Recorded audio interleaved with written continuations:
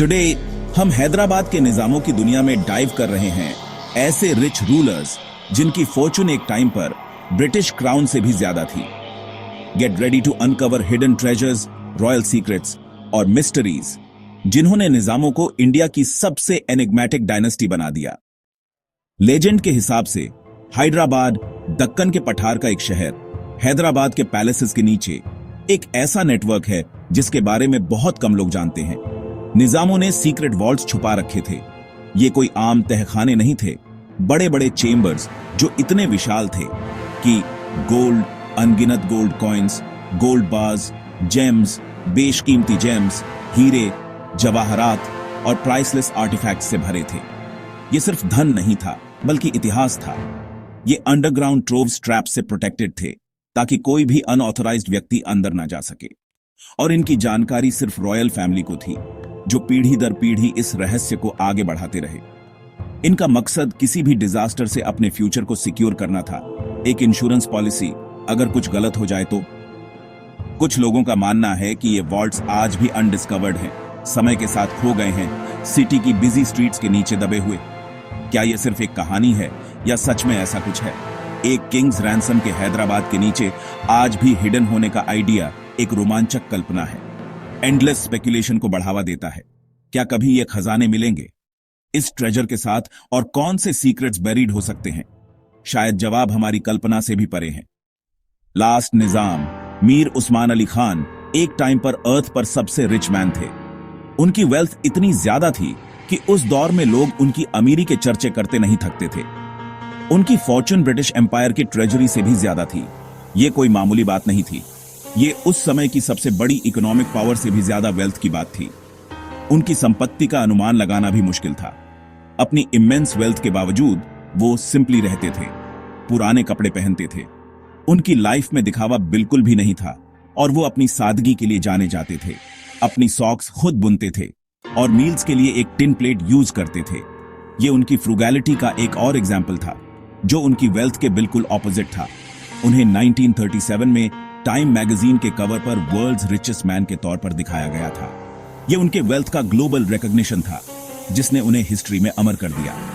उनकी riches legendary Golconda mines और vast land revenues से आई थी। गोलकोंडा माइंस उस समय डायमंड्स का एक बड़ा सोर्स थी और उनकी लैंड से आने वाला रेवेन्यू भी बहुत ज्यादा था। उनकी फॉर्चून और फ्रूगैलिटी के बीच का कॉन्ट्रास्ट हिस्ट्री के ग्रेट पैराडॉक्सेस में से एक है। ये एक ऐसा पैराडॉक्स है जो आज भी लोगों को सोचने पर मजबूर करता है कि आखिर इतनी वेल्थ के बावजूद कोई इतना सिंपल कैसे रह सकता है। द जेकब डायमंड दुनिया के सबसे बड़े डायमंड्स में से एक, निजाम एक mere पेपरवेट की तरह यूज करते थे। एक पुरानी सॉक में टक्ड मिला ये 185 कैरेट जेम सालों तक कैजुअली ओवरलुक्ड किया गया। इसकी ट्रू वैल्यू $150 मिलियन से ज्यादा बाद में ही रियलाइज हुई। निजामों के लिए एक्स्ट्रॉर्डनरी भी ऑर्डिनरी बन गया था। निजामों ने अपनी शाही शानो शौकत को बरकरार रखने के लिए एक प्राइवेट रेलवे बनवाई थी, पैलेसेस ऑन व्हील्स, एक ऐसा अनुभव जो सिर्फ शाही परिवार के लिए ही मुमकिन था।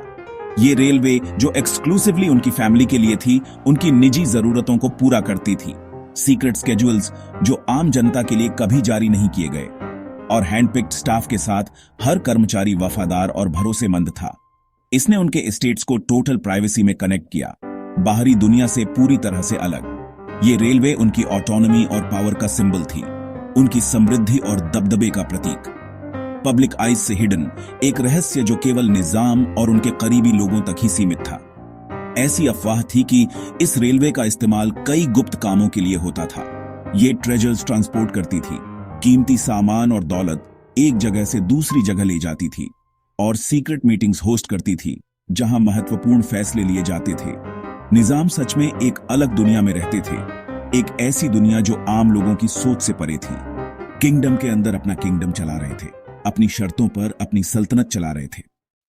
एक लेजेंड है कि एक सूफी संत ने निजाम की फैमिली पर एक कर्स दिया था, जो उनकी वेल्थ के बावजूद मिसफॉर्चून की भविष्यवाणी करता था। हैदराबाद के फॉल के बाद फैमिली की फॉर्चून ने बिटर डिस्प्यूट्स और डिक्लाइन को जन्म दिया। कई डिसेंडेंट्स को गरीबी और ट्रेजेडी का सामना करना पड़ा, जिससे कर्स में विश्वास बढ़ा। क्या यह फेट था या बस बहुत ज्यादा वेल्थ के डिवाइड होने का बर्डन? चौमहला पैलेस में आज भी लॉक्ड रूम्स हैं जो दशकों से सील्ड हैं और मिस्ट्री से घिरे हुए हैं।